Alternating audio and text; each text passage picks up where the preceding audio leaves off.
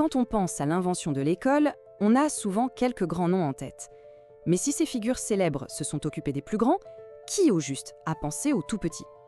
Eh bien, derrière notre école maternelle, il y a une pionnière, une femme dont l'histoire est une véritable révolution. Ce nom, c'est Pauline Kergomar. Il y a de fortes chances qu'il ne vous dise pas grand-chose. Et pourtant, son héritage est absolument partout. C'est elle qui a transformé ce qui n'était que de simples garderies en de véritables lieux d'éveil. Et pour comprendre l'ampleur de sa révolution, il faut d'abord regarder ce qu'il y avait avant, ce qu'elle a combattu.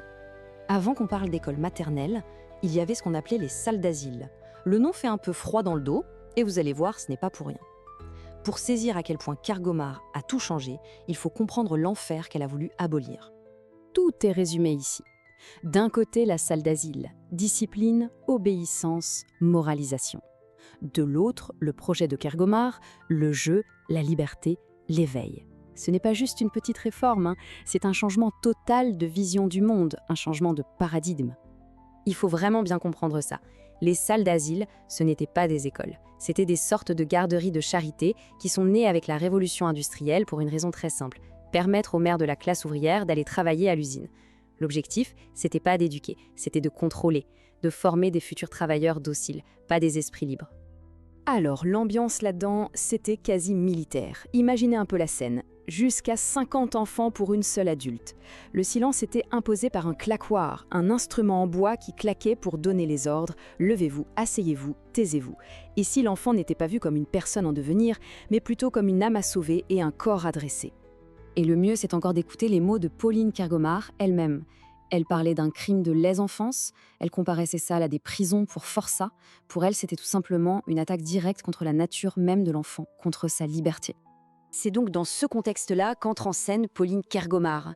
Et elle ne va pas se contenter de critiquer le système en place, elle va littéralement le faire tomber. Son ascension est assez fulgurante.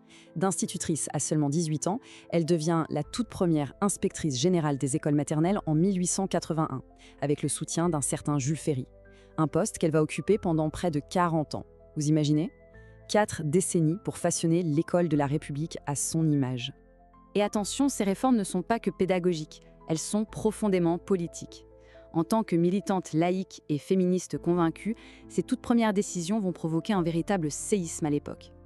Dès son arrivée, elle ne perd pas de temps, elle frappe très fort, elle fait abattre les cloisons qui séparent les garçons et les filles. C'est un scandale, on la traite d'immorale. Elle dénonce l'éducation religieuse qui, selon elle, enseigne la honte aux filles. Et puis, le comble de tout, elle recommande de laver entièrement les enfants, pour des raisons d'hygiène, un acte qui est jugé complètement indécent pour l'époque. Bon, détruire un système, c'est une chose, mais il faut bien construire quelque chose à la place. Alors, c'est quoi sa méthode? Quels sont les grands principes qui ont fondé l'école maternelle que l'on connaît aujourd'hui? Sa méthode repose sur 4 piliers, qui sont tous plus révolutionnaires les uns que les autres. D'abord, le jeu, ce n'est pas une perte de temps, c'est le travail de l'enfant. Deuxièmement, l'adulte n'est pas là pour formater, mais pour observer et accompagner. Troisièmement, l'école doit être un lieu de liberté et de mouvement, pas de silence et d'immobilité. Et enfin, le plus simple et peut-être le plus radical, c'est à l'école de s'adapter à l'enfant et surtout pas l'inverse.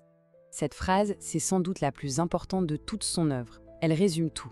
En faisant du jeu le travail de l'enfant, son métier, elle le place au cœur même de l'apprentissage. Pour Kergomar, c'est simple. Un enfant qui joue, c'est un enfant qui apprend, qui explore, qui expérimente, bref, qui vit pleinement. Et ça, c'est un point absolument crucial. Elle refuse que la maternelle devienne une sorte de petite primaire. Pas question de gavage intellectuel ou d'apprentissage forcé de la lecture. Son objectif était bien plus grand. C'était un éveil complet, l'éveil des sens, du corps, des émotions, pour préparer l'enfant à tous les apprentissages qui viendront plus tard. Alors, plus d'un siècle plus tard, que reste-t-il de cette vision? Eh bien, son héritage est immense, et il est juste sous nos yeux au quotidien. 113. En 2015, c'était le nombre d'écoles, de collèges ou de lycées en France qui portaient le nom de Pauline Kergomar. C'est une preuve bien concrète de sa place, même si elle reste discrète, dans notre mémoire collective. Mais son vrai héritage, il n'est pas gravé dans la pierre des écoles, il est dans nos pratiques de tous les jours. Placer l'enfant au centre, apprendre par le jeu, veiller à son bien-être, tout ce qui nous semble si évident aujourd'hui était complètement radical à son époque. Ces idées sont devenues la norme mondiale. On peut vraiment le dire, son combat a été gagné. La mission de Pauline Kergomar, c'était de libérer l'enfant pour en faire un futur citoyen de la République. Aujourd'hui, plus d'un siècle plus tard, la question finalement reste entière. Quelle devrait être la mission première de l'école? Qu'est-ce qu'elle doit encourager avant tout? À sa manière, le combat de Pauline Kergomar continue.